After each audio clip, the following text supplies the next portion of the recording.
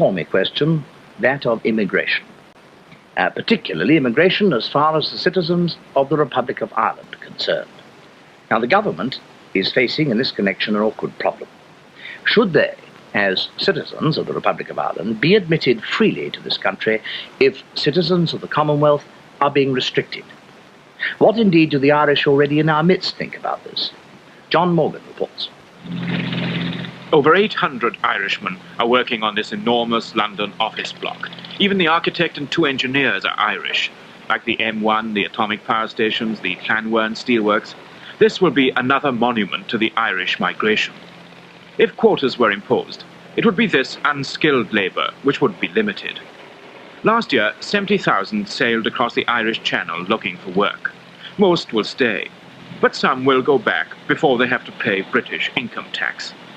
The historic, bitter struggle for independence, which eventually took Éire out of the Commonwealth, makes no difference to the migration. Building work especially has an Irish accent. Mr. Murray, you're the works manager on the site here, and I gather that 80% of your labour is Irish. Now, why are they so attractive to you, or the jobs so attractive to them? Well, I think money is the first, number one. They like big money. They like to travel. They don't mind the conditions we work under. When we move from this job to another job, they'll come with us. Won't English people do that? Well, I don't think so. They prefer a steady job, or they like to work in the district they're in. With the Irishman, he's already away from home, and to travel on to another town, it doesn't make much difference to him. One town's the same as another. What is there that's so attractive to the Irish about the building industry? Well, of course, the pay is good, and shall we say, you find many more men of brawn than men of brain, perhaps. And they seem to stick at it once they start. You rarely find fellows forsaking it for other employment. Do you think that the British government would be reasonable in restricting immigration from Éire? Well, I should say that, seeing it's the Englishman's country, one must allow him a great deal of latitude in who he admits or bars. One hears a lot of talk about hooliganism among the Irish. Now, is this justified? It's something I've often felt strongly about. I think that everybody notices the drunken Irishman who picks a row outside a pub. But the dozen fellows that walk quietly along the street, nobody says he's an Irishman. The problems lonely or penniless Irish immigrants face won't be found here because the work is steady. This block is already 29 stories high, built at the rate of 1 story a week. 47 of the 50 men who do the dangerous work of scaffolding are Irish. They work 7 days a week and earn up to £30 high above Westminster Cathedral, the church of their faith. Excuse me, I interrupt you. Oh. Do you think that the Irish, like yourself, have any more right to be here than any other people? I don't think so. You don't think so? No. Why not? Well, why should they? No more than any of them. Well, you think you're a sort of foreigner here, do you? Well, I suppose they are. What about you? Oh, I think I've just as much right to be here now as anybody else. How would you feel if a bill were introduced limiting immigration from Ireland to this country?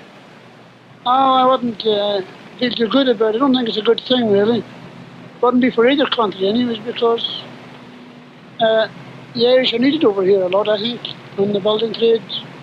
Mostly in hospitals, the Irish nurses, definitely mostly in hospitals here, and I don't see how you could do without them. But you know, the Irish have got a reputation in London for fighting and for brawling. They're a bit high-spirited, I suppose, but they don't do much damage. They seldom hear them using a knife or shooting people or much like that, do you? Or do they just thump them? They just have a crack and have a few drinks.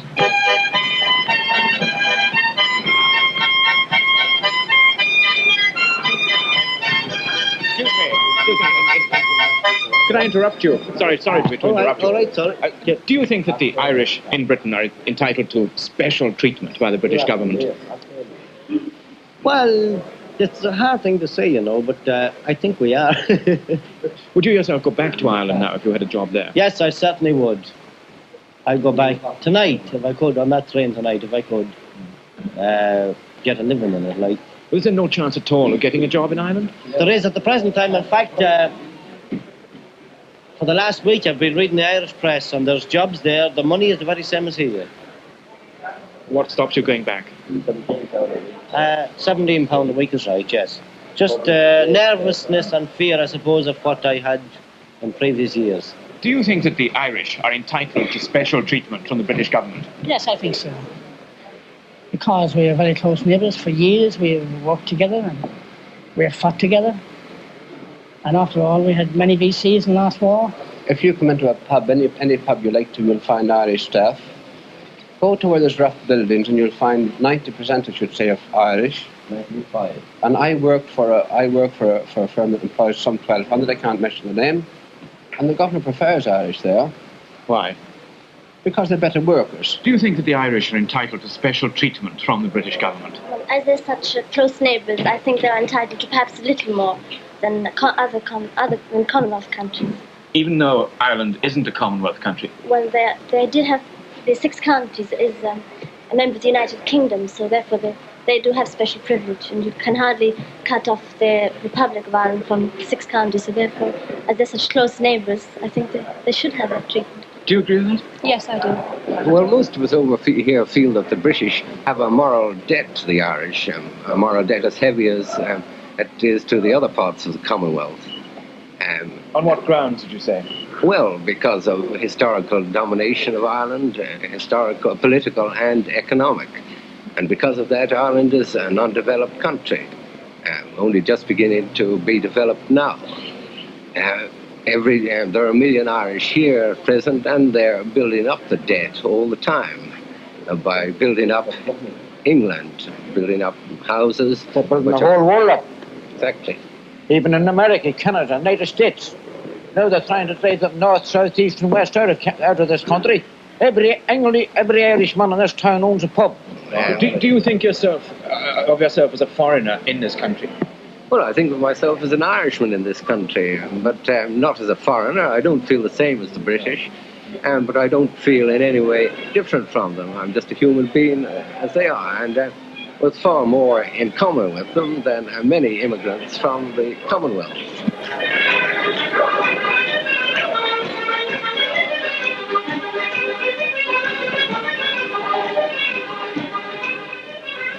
The 1 million Irish who live in Britain find it hard to see themselves as any different from us. The irony of the present debate is that we find it harder to take the same attitude to other, equally musical migrants who are part of the Commonwealth.